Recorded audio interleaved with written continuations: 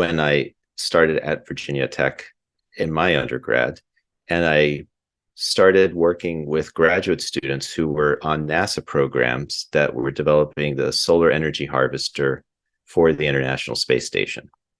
The same electronics that went into the International Space Station were whatever was cast off and didn't work there. We took those very gingerly and placed them inside of our solar-powered vehicle and used those same electronics because the battery voltage was the same as the International Space Station, as a 100-volt battery. And we took those electronics and we were gifted solar cells from a number of organizations that had built space-grade solar cells. So we essentially had a rolling platform for testing power electronics for supporting solar-powered space station electronics, and in our case, solar-powered race vehicle. And so we took that and we ended up building the world's slowest solar power car.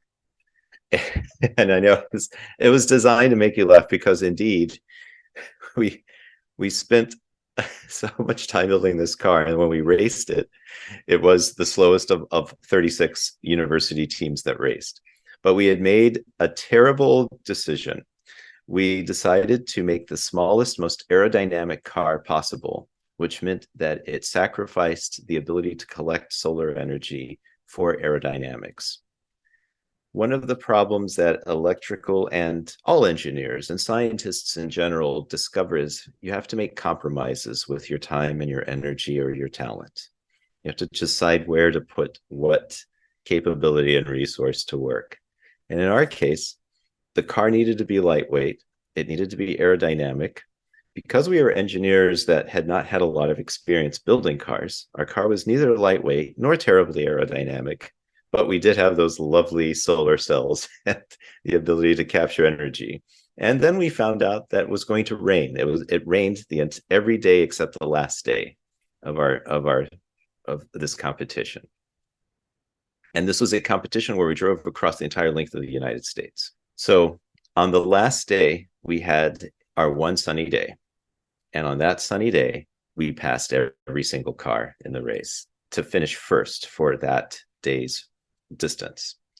We quadrupled our average speed.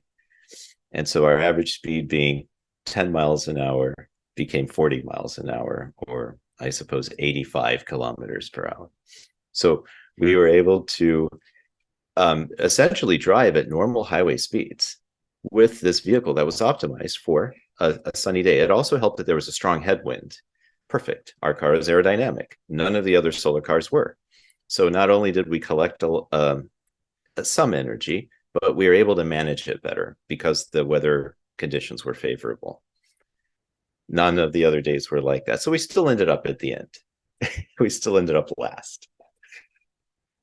But we had one day of true greatness, and that for me was all I needed to keep me in solar energy. So it's not answering your question, but it is giving you a little bit of an idea of how we started.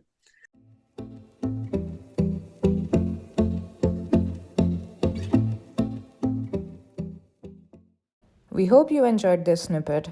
Check out the full episode by following the link in the show notes. A lot of work goes into creating every episode of Under the Microscope. We meticulously look for the best materials and nanoscientists from around the world to feature on Under the Microscope. So do leave us a review and share your favorite episodes with your favorite people. Thank you very much.